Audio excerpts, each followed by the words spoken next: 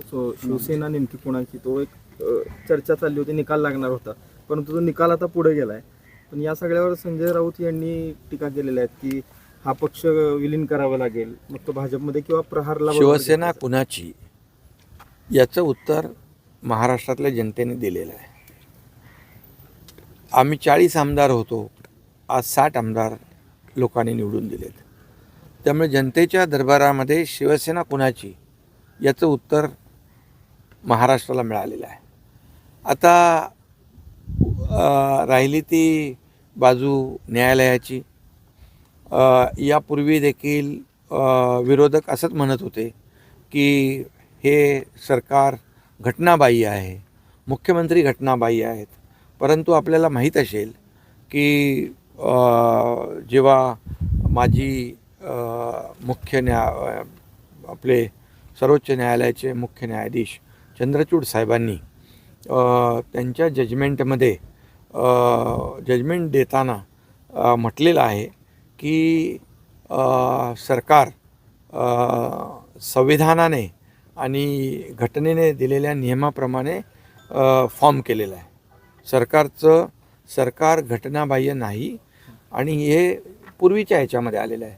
परंतु हे काय दररोज जे पूर्वी म्हणत होते घटनाबाह्य आहे, मुख्यमंत्री घटनाबाह्य सरकार, ही आता पुन्हा ती रिपीट कॅसेडी आहे ती ते वाजवत आहेत.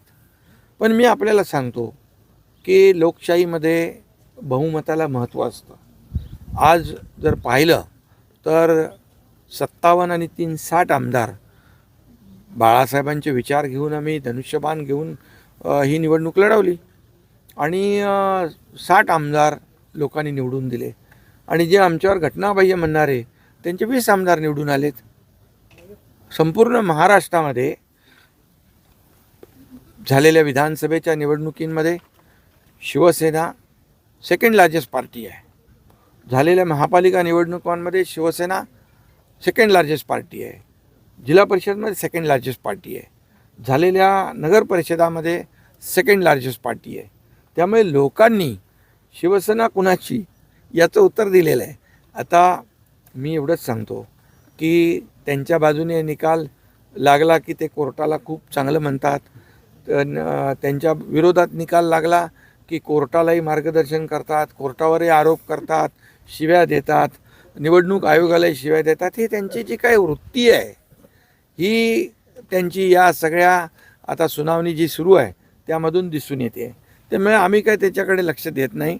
आम्हाला न्यायालयावर विश्वास आहे आणि जो न्याय आहे तो न्याय ज्याच्याकडे मेजॉरिटी असते. आता आणि बरं दुसरी गोष्ट, डिस्क्वालिफिकेशन जे म्हणतात त्याचा टेन्युअर पण संपला आहे आमदारांचा. त्यामुळे ते कुठल्या जगतामध्ये आणि कुठल्या जमान्यात वावरत आहेत मला माहीत नाही. परंतु डिस्क्वालिफिकेशनची मागणी करताना त्याने हाही विचार करायला पाहिजे होता. आज मला वाटतं कोर्टाने बरंच काही त्यांना प्रश्नातून विचारणा केलेली आहे आणि त्याची उत्तरं नव्हती त्यांच्याकडे. मी हा प्रश्न न्यायप्रविष्ट असल्यामुळे याच्यावर जास्त सखोल बोलू इच्छित नाही. पण आमचा न्याय व्यवस्थेवर पूर्ण विश्वास आहे.